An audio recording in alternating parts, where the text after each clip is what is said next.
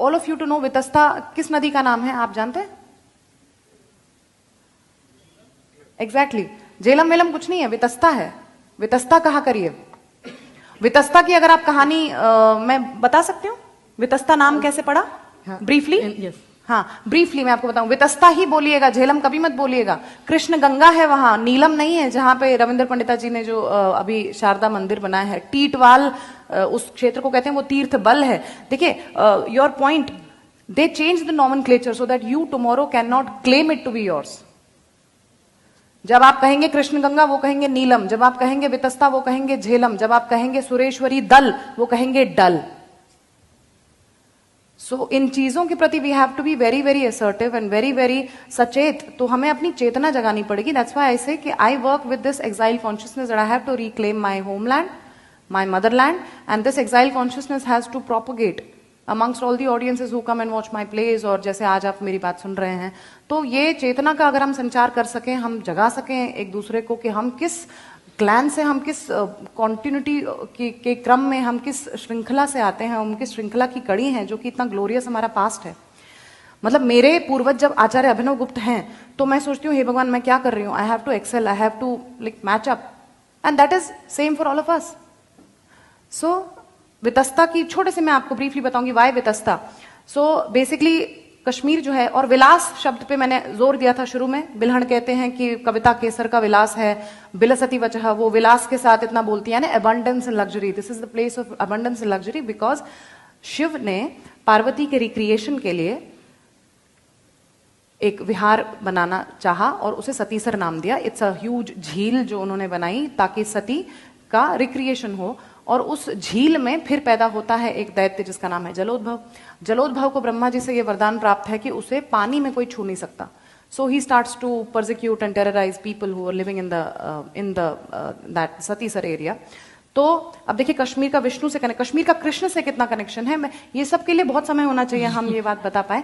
तो विष्णु से कश्यप मुनि जो हैं, जिन्होंने कश्मीर की रचना की, जिस प्रकार परशुराम जी बाद में केरल बनाते हैं, वैसे तो हमारे कश्मीर के जो कश्यप ऋषि हैं उन्होंने विष्णु से प्रार्थना की कि हमारी रक्षा कीजिए। तो विष्णु जी कहते हैं कि इसे जो जल का ये जो वरदान प्राप्त है इसका पहले कुछ करना पड़ेगा। सो ही आस्क्स नाग, जो अपना शेष है, इनके जो बलराम जी जो हैं, तो वो कहते हैं कि अपने हल से पानी निकाल दो। So all the water is drained out and then that is how he is able to kill Jalodbhav. Now the people are happy but the problem is कि पानी नहीं है, तो रहेंगे कैसे? तो फिर वो कहते हैं ये नई प्रॉब्लम हो गई, अब पानी चाहिए। तब फिर विष्णु जी कहते हैं नाउ कॉन्टैक्ट शिव जी। तो फिर वो शिव जी से प्रार्थना करते हैं और तब शिव अपने त्रिशूल से वार करते हैं धरती पे एक जगह पे जो अनंतनाग में, वेरीनाग में है। उनके त्रिशूल का जो गर्त है, जो डिस्टेंस है, दैट इज 12 फिंगर्स, लाइक 12 अंगुल के माप का उनके त्रिशूल का एक डिस्टेंस है जिससे उन्होंने गर्त बनाया। व्हेन ही स्ट्राइक्स द धरती देयर, तो एक गर्त जो बनता है वो 12 अंगुल के माप का बनता है, जिसे संस्कृत में वितस्ती कहते हैं। और उस वितस्ती जितने गर्त से जो पानी रसातल में छुपी हुई एक नदी जो निकल आती है, उस वजह से उस नदी का नाम वितस्ता भगवान शंकर स्वयं रखते हैं। तो आप उसे झेलम बोलते हुए कितना गलत है उसे झेलम बोलना। जो मेरे इष्ट आराध्य शंकर ने जिस नदी का नाम स्वयं रखा, और वो नदी भी क्या है, वो नदी भी पार्वती है। सती देवी नदी भूतवा कश्मीरायाम विनिर्गतः।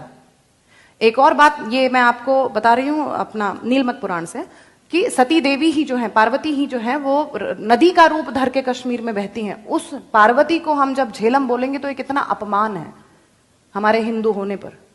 दूसरी बात, जो एक और बात इसी नीलमत पुराण में है कि यैव देवी उमा सैव कश्मीरा, ये जो कश्मीरा भगवती, जो कश्मीरा मंडल है पूरा, जो सती देश है, ये स्वयं पार्वती का मैनिफेस्टेशन है। It is the physical manifestation of Devi Parvati. और एक और बात बताऊंगी, what Sharada Desh is to Kashmir, Kashmira मंडलम पुण्यम सर्व तीर्थम अरिंदम। Again it is written in the Nilamata Purana कि कश्मीरा मंडल जो है, entire land of Satisar contains all of the तीर्थास इन इट। जिसे हम बारामूला आज कहते हैं, उसका अर्थ, उसका असली नाम कोटि तीर्थ वराह मूल है। यानी वहां पे 1 करोड़ तीर्थ के जितना पुण्य आपको मिलेगा अगर आप बारामूला में, not the present Baramulla as it is in the current form unfortunately. So we have to reclaim all of this. और ये कैसे होगा? ज्ञान से, चेतना से।